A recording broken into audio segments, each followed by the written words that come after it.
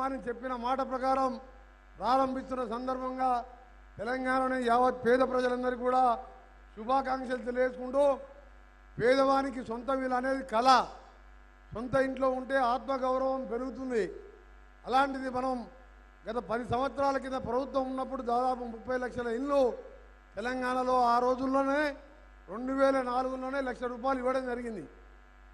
కానీ మాయ మాటలతోనే అధికారంలోకి వచ్చిన కేసీఆర్ గారు 7 లక్షల కోట్లు అప్పు చేసి కూడా ఒక్క ఇల్లు కట్టలేదు. ఆయన మాత్రం ప్రగతి భవన్ ఫామ్ హౌస్ కట్టుకున్నాడు, కొడుకు బిడ్డ ఇల్లు కట్టుకున్నాడు తప్ప పేదవానికి ఒక్క ఇల్లన్నా కట్టినా ఇక్కడున్న అక్క చెల్లెలు ఆలోచించుకోవాలి. అందుకనే ఈరోజు 6 గ్యారంటీల్లో ముఖ్యమైన గ్యారంటీ శ్రీరాముని పాదాల వద్ద గౌరవ ముఖ్యమంత్రి గారు ఇవాళ ఇందిరమ్మ ఇళ్ళని ప్రారంభించుకున్న సందర్భంగా మీ అందరికీ ఒకటే మాటిస్తున్నాం. ముఖ్యమంత్రి గారి నాయకత్వంలో మంత్రులందరం ఎమ్మెల్యేలం ఈ 5 ఏళ్ళ పేద ప్రజల కోసం పనిచేస్తాం.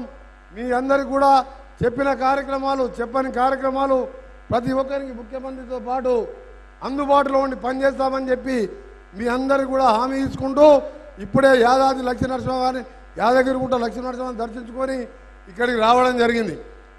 ఈరోజు మన భద్రాచలం ఇన్ఛార్జ్ మినిస్టర్ ఖమ్మం జిల్లా మినిస్టర్గా మంత్రి గారు ముఖ్యమంత్రి గారు కూడా రిక్వెస్ట్ చేస్తున్నా తప్పకుండా ఈ ప్రాంతాలను కూడా అభివృద్ధి చేయాలని తెలియజేసుకుంటూ ముఖ్యంగా రైతులకు సంబంధించి కానీ అన్ని కార్యక్రమాల్లో ముందుంటాం.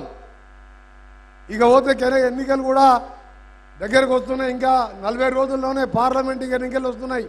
మొన్న ఎన్నికల్లో ఏ విధంగా మీరు ఆశీర్వదించి కాంగ్రెస్ పార్టీని అధికారంలోకి తీసుకొచ్చి ఇలా ఇందిరమ్మ పథకం కింద ఇల్లు కట్టుకుంటున్నాం, బస్సులలో ఉచితంగా పోతున్నాం, 500 గ్యాస్ సిలిండర్ ఇస్తున్నాం.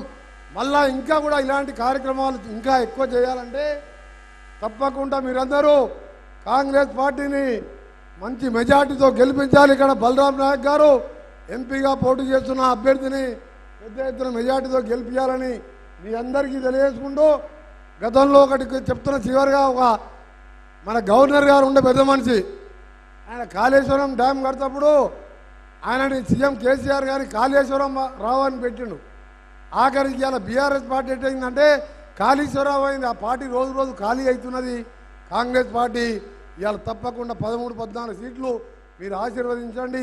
ఇంకా మంచి పనులు చేస్తూ 10 సంవత్సరాల పాటు తెలంగాణ ఇచ్చిన సోనియా గాంధీ రుణం తీసుకుంటూ అన్ని కార్యక్రమాలు చేస్తామని తెలియజేసుకుంటూ మరొకసారి ఇందిరమ్మ పథకం లాంచ్ చేస్తున్న మా ప్రభుత్వానికి ప్రజలు పార్టీలకు అతీతంగా ఆశీర్వదించాలని కోరుకుంటూ సెలవు తీసుకుంటున్న అందరికీ నమస్కారం.